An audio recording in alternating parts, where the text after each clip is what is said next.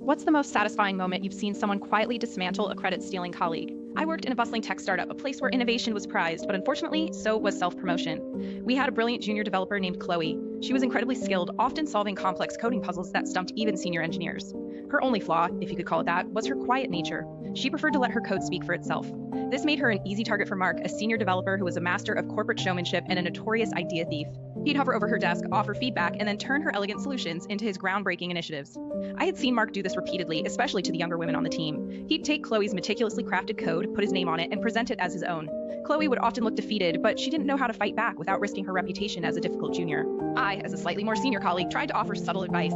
Chloe, I'd say, always make sure your contributions are clearly documented. Time-stamped emails, detailed commit messages, internal wikis, they're your shield. She started keeping a personal log of her work, a quiet, growing arsenal. The breaking point came with Project Chimera, our most ambitious venture yet. It was a new AI module that promised to revolutionize our product. The pressure was immense. Chloe spent weeks working late into the night developing a core algorithm that was not only incredibly efficient, but also elegantly simple. It was the backbone of Chimera. Mark, true to form, took her algorithm, tweaked a few variable names, and prepared to present it as the Phoenix Protocol, his brainchild, to the CEO and a visiting venture capitalist. Chloe was crushed. It might work, she whispered to me, tears in her eyes. He going to take all the credit.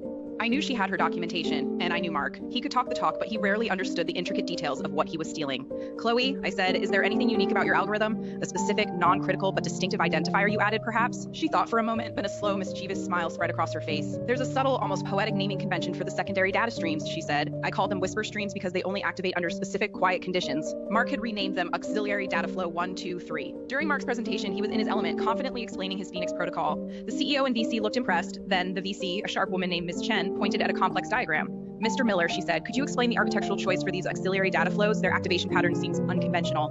Mark stammered, trying to fall back on buzzwords. Well, Ms. Chen, they optimized synergy through asynchronous data ingestion. It was pure corporate dribble. Ms. Chen's brow furrowed. That's when Chloe, emboldened by my glance and her own quiet resolve, spoke up from the back. Excuse me, Ms. Chen, she said, her voice clear. Those are actually what I termed whisper streams in the original design. They're designed to passively monitor for emergent patterns without adding computational overhead, activating only when a statistically significant anomaly is detected in the primary data. It's an efficiency safeguard. The room went silent. Ms. Chen's eyes lit up. Whisper streams? That's brilliant. Tell me more, Ms. Chen. Chloe stood up, walked to the front, and with quiet confidence spent the next 10 minutes explaining her algorithm's intricate beauty, her whisper streams, and the entire architecture. Mark stood by, white-faced and utterly exposed. The CEO ended the meeting abruptly. The next day, Mark was demoted to a non-technical role. A week later, he resigned to pursue other opportunities. Chloe, however, was immediately promoted to lead the Project Chimera team. Her whisper streams became a famous internal success story and a subtle warning to anyone thinking of stealing her credit again. It was a victory for quiet brilliance, achieved not through shouting, but through a cleverly placed, unstealable signature.